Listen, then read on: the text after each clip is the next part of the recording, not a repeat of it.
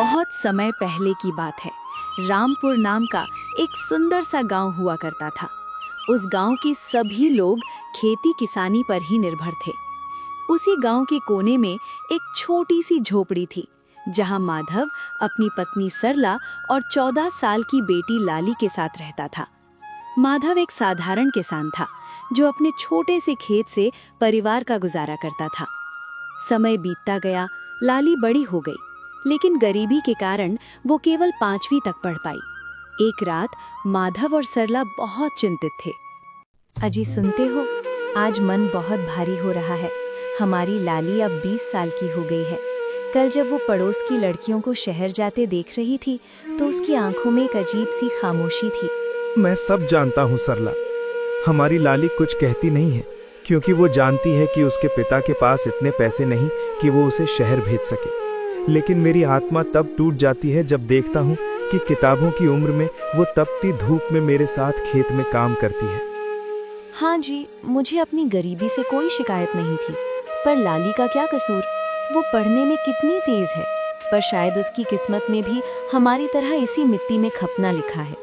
एक बाप के लिए इससे बड़ी सजा क्या होगी कि वो अपनी औलाद के सपनों को दम तोड़ते देखे। कभी कभी लगता है मैं एक नाकाम पिता हूँ, पर अब बस बहुत हुआ। मैं अपनी बेटी के सपनों को यूं नहीं टूटने दूंगा। मैं उसे शहर भेजूंगा। कल ही ठाकुर भानु प्रताप से जाकर बात करूंगा और कर्ज ले लूंगा। अजी, हमारी खेत में अब पहले जैसी फसल नहीं होती, कर्ज कैसे लौटाएंगे? वो बाद में सोचेंगे, अभी बस अपनी बेटी को पढ़ाना है। अगली सुबह माधव ठाकुर भानु प्रताप के पास जा रहा था कि रास्ते में उसे गांव के बुजुर्ग और मजाकिया सुखिया काका मिले। अरे कैसन हो माधव, इतने सवेरे सवेरे कहाँ? लगता है खेत में निपटने जा रहे हो।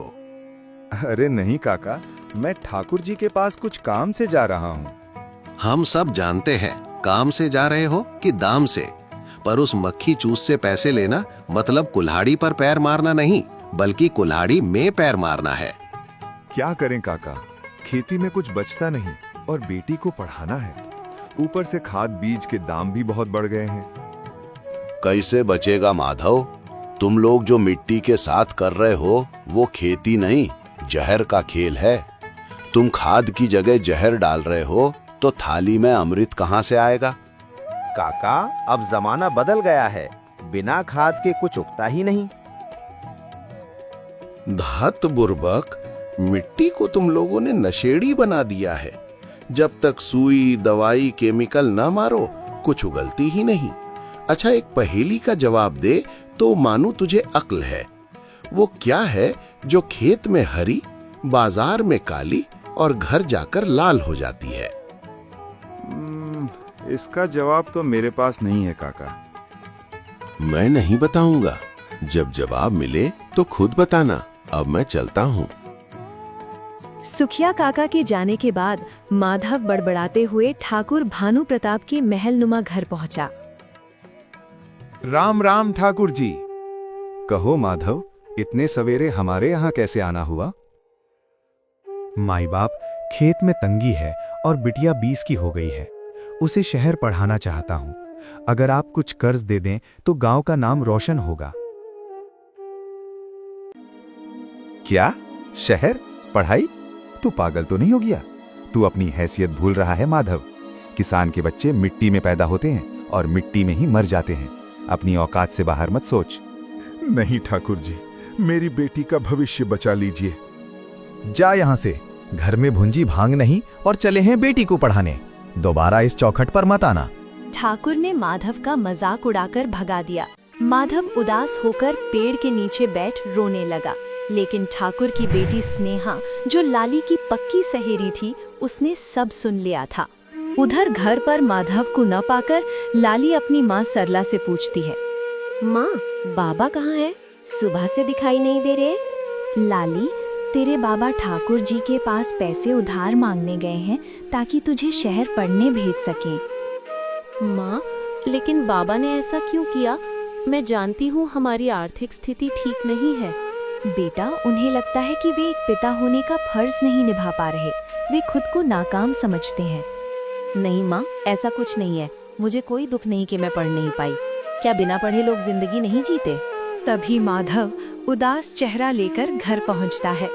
उसे देखते ही लाली समझ जाती है कि क्या हुआ है। बाबा, आप उदास मत होइए। आपकी खामोशी बता रही है कि ठाकुर जी ने मना कर दिया। मुझे कहीं नहीं जाना। मैं आप और माँ के साथ यहाँ बहुत खुश हूँ। मुझे माफ कर दे लाली, मैं चाहकर भी तेरे लिए कुछ नहीं कर सका। वे बातें कर ही रहे थे कि तभी ठाकुर की बेटी स्नेहा हाथ में एक थैली लिए वहाँ आती है। अरे स्नेहा बिटिया, इतनी रात को तुम यहाँ? अंकल, आज मेरे पापा ने आपके साथ जो किया उसके लिए मैं बहुत शर्मिंदा हूँ। पैसों के घमंड ने उन्हें अंधा कर दिया है। ये कुछ पैसे हैं, आप लाली को शहर पढ़ने के लिए भेज दीजिए। लेकिन स्नेहा, इतने सारे पैसे तुम्हारे पास कहाँ से आए? क्या ठाकुर जी ने दिए हैं? नहीं अंकल, पापा कभी नहीं देते। ये पैसे मैंने उनकी अलमारी से निकाले हैं। मैं अपनी सहेली का सपना टूटते नहीं देख सकती। नहीं स्नेहा, ये चोरी है। मैं गरीब जरूर हूँ, पर चोरी के पैसों से अपना भविष्य नहीं बना सकती। तुम ये पैसे वापस ले जाओ, वरना अनर्थ हो जाएगा। लाली सही कह रही है स्नेहा, हम गरीब हैं पर बेईमान नहीं। अगर हमने ये पैसे रखे तो तुम अपनी नजरों में गिर जाओगी। इन पैसों से तुम खुद शहर जाकर पढ़ो और अपने पिता का नाम रोशन करो। स्नेहा दुखी होकर वापस चली जाती है। अगली सुबह जब ठाकुर भानु प्रताप को चोरी का पता चलता है तो वो स्नेहा पर बहुत क्रोधित होता है। तेरी इतनी हिम्मत स्नेहा, तूने उस 2 कौड़ी की लाली के लिए मेरी तिजोरी पर हाथ साफ किया। कल के कल तू शहर जाएगी और हॉस्टल में रहकर पढ़ेगी। आज से तेरा उस लाली से मिलना बंद। स्नेहा रोते हुए अपनी माँ से कहती है कि वो लाली को छोड़कर नहीं जाना चाहती, लेकिन उसकी माँ उसे समझाती है कि वो शहर जाकर कुछ ऐसा सीखे जिसे गांव की किस्मत बदल सके। जाने से पहले स्नेहा लाली से मिलती है। लाली, पापा मुझे कल जबरदस्ती शहर भेज रहे हैं। स्नेहा, दुखी मत हो। तू नसीब वाली है कि तुझे पढ़ने का मौका मिल रहा है। तू जा और खूब पढ़। लाली, मैं वादा करती हूँ, मैं जब 2 साल बाद वापस आऊंगी तो कुछ ऐसा लाऊंगी जिससे तेरी और इस गांव की गरीबी मिट जाए। समय का पहिया घूमता गया। स्नेहा शहर चली गई और गांव की हालत और खराब होती गई। एक दिन माधव अपने खेत में परेशान बैठा था, तभी उसे अपना पड़ोसी हरिया मिलता है। माधव, अब तो लगता है गांव छोड़कर शहर में मजदूरी करनी पड़ेगी। जमीन बंजर हो गई है, खाद और कीटनाशक के दाम आसमान छू रहे हैं। जो थोड़ा बहुत उगता है वो खाद खरीदने में ही चला जाता है। सच कहा हरिया, अगर यही हाल रहा तो हम खाएंगे क्या? 2 साल बीत गए। गांव के लोग पलायन कर रहे थे। एक दिन लाली अपनी गाय गौरी को चरा रही थी, तभी उसे सुखिया काका मिले। लाली बिटिया, तू उदास क्यों है? मैं तेरे लिए एक बहुत बड़ी खुशखबरी लाया हूँ। तेरी सहेली स्नेहा अपनी पढ़ाई पूरी करके आज वापस आ रही है। क्या स्नेहा वापस आ रही है? काका, मैं बता नहीं सकती मैं कितनी खुश हूँ। तभी एक चमचमाती कार आकर रुकती है और उसमें से स्नेहा बाहर आती है। दोनों सहेलियां गले मिलती हैं, लेकिन स्नेहा गांव का सन्नाटा देखकर दंग रह जाती है। लाली, ये पूरा गांव खाली खाली क्यों लग रहा है? स्नेहा, गांव की जमीन बंजर हो गई है। लोग कर्ज में डूबे हैं और मजदूरी के लिए शहर चले गए हैं। लाली, सुखिया काका सही कहते थे।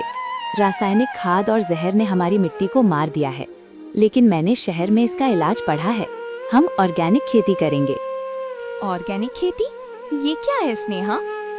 बाजार के जहर को छोड़कर गोबर की खाद, नीम के घोल और केंचुओं से मिट्टी को फिर से जिंदा करना। इसमें समय लगेगा, पर जो अनाज उगेगा वो अमृत होगा।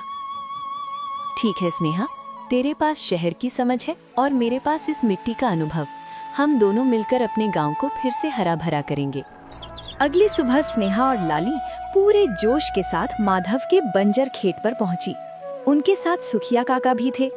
गांव के जो थोड़े बहुत किसान बचे थे, वे दूर से खड़े होकर उनका मजाक उड़ा रहे थे।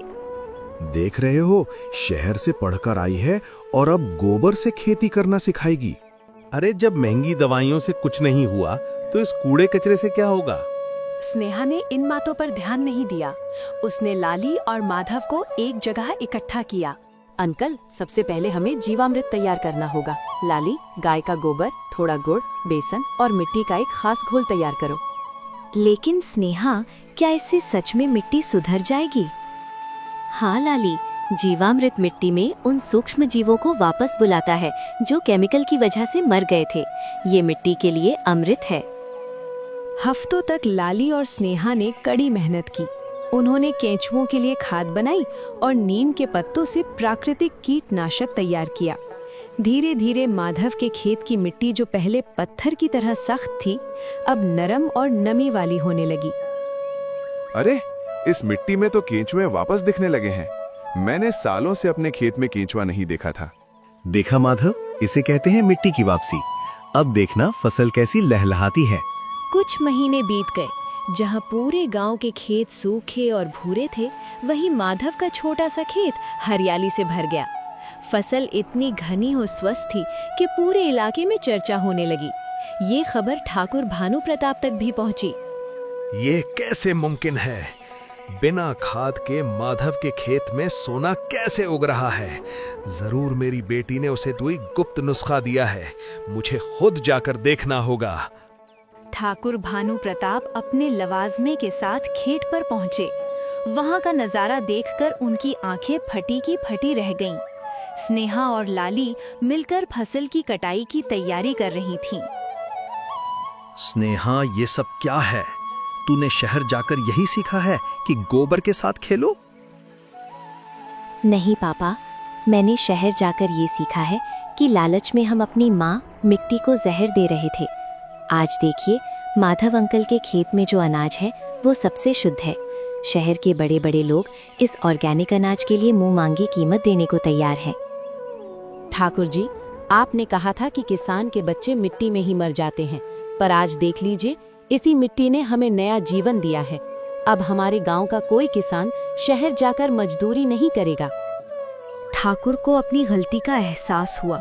उन्होंने देखा कि उनकी अपनी बेटी ने वो कर दिखाया जो वे अपनी ताकत और पैसों से नहीं कर पाए थे। उनकी आंखों में ग्लानि के आंसू थे। माधव, मुझे माफ कर दो।